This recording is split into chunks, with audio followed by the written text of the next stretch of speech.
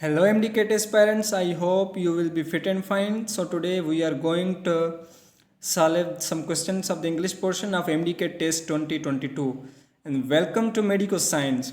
अच्छा इंग्लिश के जो क्वेश्चंस हैं वो पढ़ना क्यों ज़रूरी है? इसलिए ज़रूरी है क्योंकि बाज़ दफ़ा इंग्लिश के जो क्वेश्चंस होते हैं ना वो डायरेक्टली रिपीटेड क्वेश्चंस आते हैं या फिर ऐसा होता है कि स्लाइटली चेंज क्वेश्चंस आते हैं, मतलब उनका कॉन्सेप्ट जो है ना वो सेम ही होता है. ठीक है, so let's move towards our today's goal. And the first question is question number 177. Fill in with appropriate preposition. We saw a cricket match dash dash school stadium. Option A is in, option B is over, option C is off, option D is at and option E is on. यहाँ पर आपको जो चीज़ समझनी चाहिए वो ये है कि यहाँ पर हमें एक लोकेशन बताई जा रही है स्कूल स्टेडियम की. सो कीप इन माइंड, जब भी लोकेशन की बात हो, जब भी लोकेशन बताई जाए तो वहाँ पर आपको इस्तेमाल करना है एट. वहाँ पर आपको एट इस्तेमाल करना है. Option D is the correct option because here we have been given the location. So question number second 178 is that I dash an appointment with the dentist soon. Option A is making, option B is had make, option C is make, option D is made. अच्छा इसमें option E नहीं दिया हुआ लेकिन option E जो है वो correct होगा और ऑप्शन ई करेक्ट कौन सा होगा? Will make. So the correct option will be will make. Option E will make. I will make an appointment with the dentist soon, क्योंकि यहाँ पर सून का जो वर्ड इसने इस्तेमाल किया हुआ है तो इससे क्लियरली शो हो रहा है कि ये जो बात है वो फ्यूचर में होगी, अभी हुई नहीं है. So the third question is that due to his negligence he failed in the examination. अच्छा इस क्वेश्चन में जो है हमें वो एरर डिटेक्ट करनी है कि इस क्वेश्चन में कौन सी एरर है.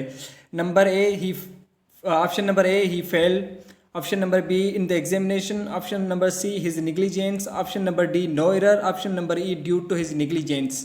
अच्छा जब आप इस सेंटेंस को देखेंगे तो इस सेंटेंस का जो सेंस है वो भी सही है और ग्रामेटिकली भी ये सेंटेंस बिल्कुल करेक्ट है. So there is no any error in this sentence. So the option D will be correct option, no error. Question number fourth is that which sentence use capital letters correctly. अच्छा capital letters इस्तेमाल करने का जो principal होता है वो ये होता है कि सबसे पहले जो सेंटेंस का सबसे पहला जो लेटर होता है वो कैपिटल होता है और जो प्रॉपर नाउन आपने इस्तेमाल किया हुआ है उसका भी जो फर्स्ट लेटर होना चाहिए वो कैपिटल ही होना चाहिए. तो इस हिसाब से जो करेक्ट ऑप्शन होगा वो होगा option D, I will be moving to China. Option D is the correct option because I here is written in capital letters, in the C of China is also capital letter. So option question number fifth, fill in with appropriate article. To climb dash dash tree is not to climb dash dash mountain. अच्छा जो ऐसे sentence होते हैं इनकी ये structure होती है, ये मोस्टली कंपैरिजन के लिए इस्तेमाल होते हैं और इन सारे सेंटेंसेस में इस्तेमाल होता है article a. So here option A will be the correct. In both these blanks you have to put the article a. To climb a tree is not to climb a mountain, or for example to hunt a rabbit is not to hunt a lion. ये comparison के लिए इस्तेमाल होता है और mostly ये मतलब as a phrase इस्तेमाल होते हैं ये sentences. Okay, and the question number 182 is that we have to find again error in this sentence.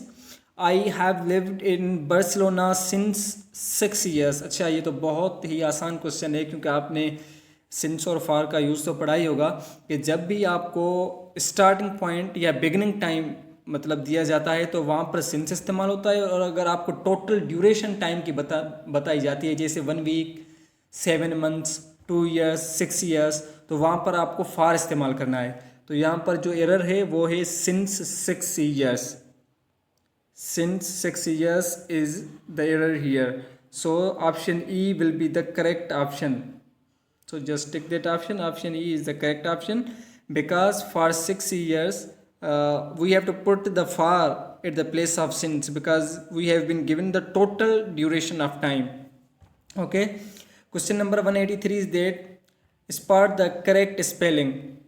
अच्छा ये जो करेक्ट स्पेलिंग है वो कमेटी की स्पेल हमें पूछ रहा है. कमेटी होती क्या है वैसे तो कमेटी जो होती है वो लोगों का एक ग्रुप होता है जिनको एक ख़ास काम दिया जाता है। तो यहाँ पर जो करेक्ट ऑप्शन होगा वो होगा ऑप्शन डी, COMMITTEE और COMMITTEE। So this is the correct option here, option D. Okay. Question number 184. To dash Annie was on time for her math class. Option A, everybody's surprise. Option B, everybody's surprise. Option E, everybody's surprise. Option D, everybody's surprise. Option E, everybody's surprise. अच्छा, इस question में जो correct option है वो है option number सी। अच्छा, इन्होंने यहाँ पे ई लिखा हुआ है लेकिन यहाँ पर टेक्निकली सी होगा, ऑप्शन सी, एवरीबॉडी सरप्राइज, क्योंकि यहाँ पर जो है ना वो पजेसिव केस हमारा यूज़ होगा और इसी वजह से everybody surprise S will be use to show the position. Okay, question number 185, find the error. She showed us 5 different states of blue pen. Option B, she was approached before she declined the offer. Option C, there are 7 floors in this building. Option D, this is the best birthday party I have ever celebrated, I think. And the option is, when I go to museum I wore comfortable shoes. तो absolutely जो हमारा option होगा सही वो option होगा option E. अच्छा, option E इसलिए सही होगा क्योंकि यहाँ पर कंडीशन बताई जा रही है और आपको पता है कि फर्स्ट कंडीशन में सबसे पहले प्रेजेंट सिंपल टेंस इस्तेमाल होता है, उसके बाद फ्यूचर टेंस इस्तेमाल होता है प्रेजेंट सिंपल के साथ। तो स्ट्रक्चर इसकी क्या होती है, if plus present simple plus future simple tense. Okay, so option E will be the correct option. To figure out the error, scientists now hope that cloning can successfully be conducted in human beings in the near future. Option A, can successfully be conducted in. Option B, scientists now hope that cloning. Option C, in near future. Option D, human beings in the near future. And option E is no error. यहाँ पर error है और बहुत ही basic error है। Basic error ये है कि इसने साइंटिस्ट जो है वो सिंगुलर यूज़ किया है और उसके साथ होप इस्तेमाल किया है। होप के साथ SCIS ऐड नहीं किया। जो प्रेजेंट सिंपल टेंस का जो रूल होता है कि जब भी आपने सिंगुलर सब्जेक्ट पुट करना है तो आपने उसके साथ साथ SCIS वर्ब के साथ ऐड करना है। तो option B is the correct option. Scientist now hope that cloning, this is the correct option because you have to put here the S or ES with the hope, or the correct sentence will be, scientist now hopes that. Okay, question number 187 is that fill in with the appropriate article. Dash dash apple dash dash day keeps dash dash doctor away. Option A, the option B, n option E, n the option D, the option E, n the। अच्छा, जो यहाँ पर Apple के साथ कौन सा article इस्तेमाल होता है? एप्पल के साथ क्योंकि ये वावल का साउंड देता है तो इसलिए इसके साथ इस्तेमाल होगा an apple a day keeps the doctor away. तो बेसिकली ये एक इडियम है और इसमें जो करेक्ट ऑप्शन होगा वो होगा option B, an apple a day keeps the doctor away. Sorry, option E will be the correct option. An apple a day keeps the doctor away.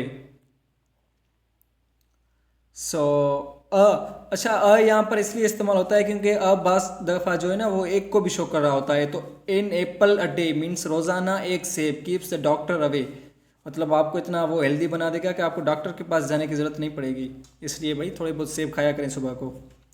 Question number 188, fill in with appropriate preposition. She climb dash dash the ladder to paint the wall. अच्छा, जो climb है वो अपने साथ preposition लेता है। वो preposition कौन से लेता है? Up and down, climb up और क्लाइंब डाउन। ये फिर डायरेक्शन पे डिपेंड करता है कि डायरेक्शन कौन सा है। तो यहाँ पर डाउन तो दिया नहीं हुआ इसलिए ये अप ही होगा। She climbed up the ladder to paint the wall. So option B will be the correct option here.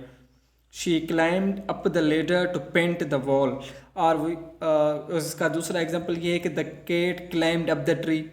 So जब भी आप climb इस्तेमाल करें तो climb के साथ जो preposition होता है वो up ही होता है, most of the times up होता है और direction के हिसाब से down भी हो सकता है, means up and down। So option B will be the correct option।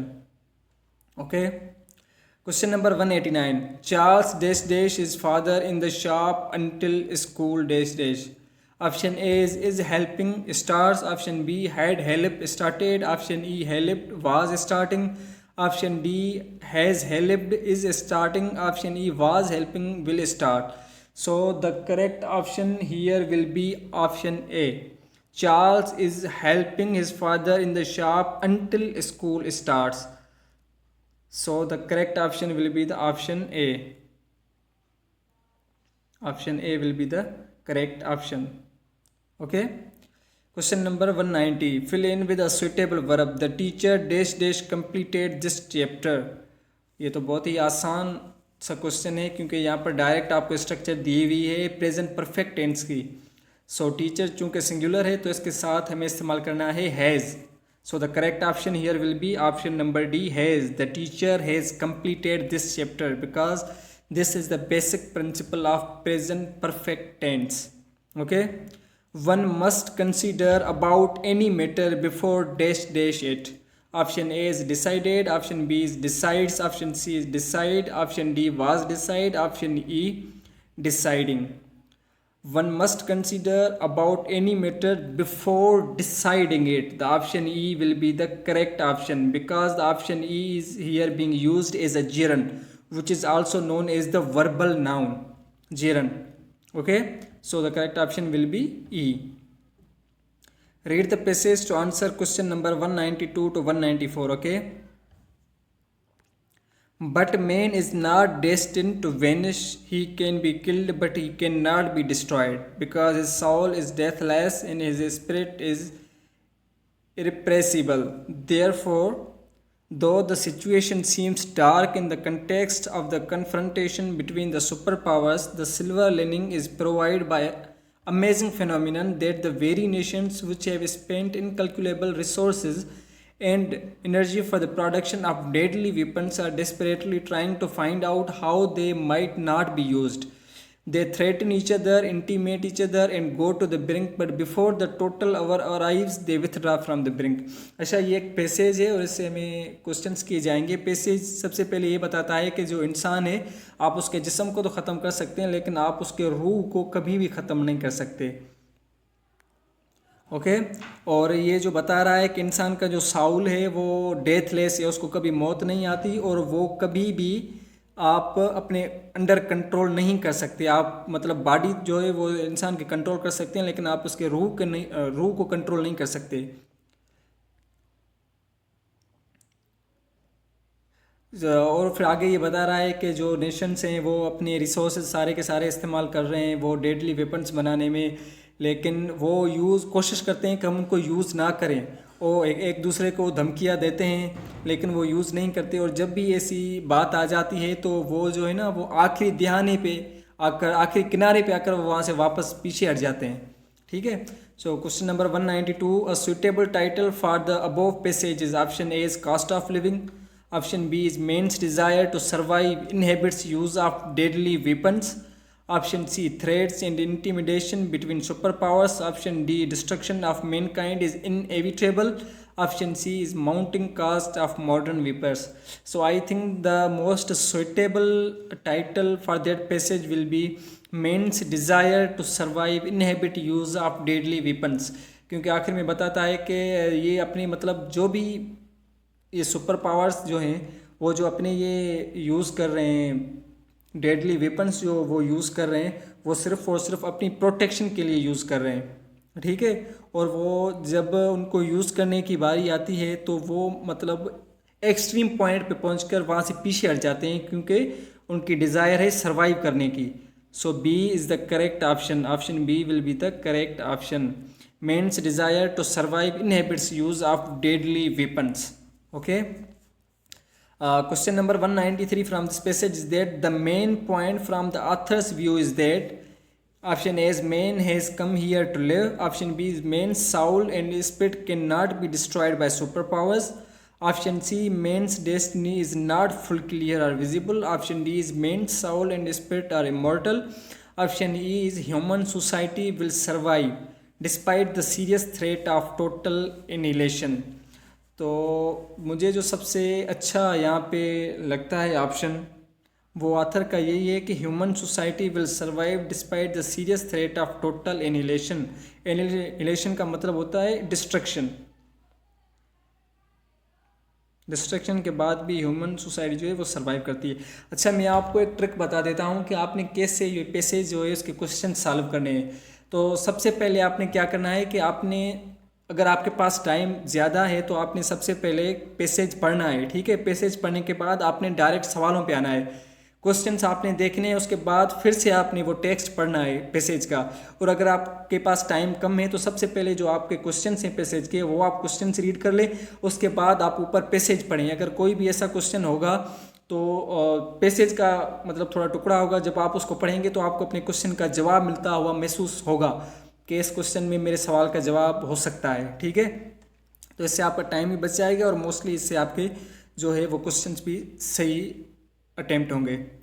So question number 194 is that irrepressible in the second line means A is the harmful, B is the incompatible, C is the strong, D is the oppressive and E is the unrestrainable। अच्छा, इरिप्रेसिबल का मतलब होता है कि आप जिसको मतलब दबा नहीं सकते, आप जिसको कंट्रोल नहीं कर सकते, अनकंट्रोलेबल या अनस्टॉपेबल। और अनरिस्ट्रेनेबल का मतलब भी यही होता है कि आप जिसको कंट्रोल ना कर सकते हो, मतलब आप उसको वो जो है ना वो रोक नहीं सकते। So the correct option here will be unrestrainable, मतलब जिसको आप कंट्रोल नहीं कर सकते, जिसको आप रोक नहीं सकते। So move on to the next.